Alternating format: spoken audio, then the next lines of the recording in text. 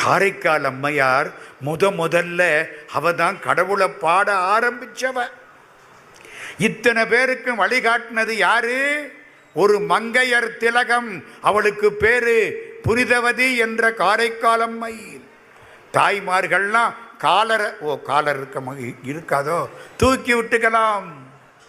முதல்ல கடவுளை பாடினது யாரு? காரைக்கால் அம்மையார். திருஞான சம்பந்தருக்கெல்லாம் முன்னால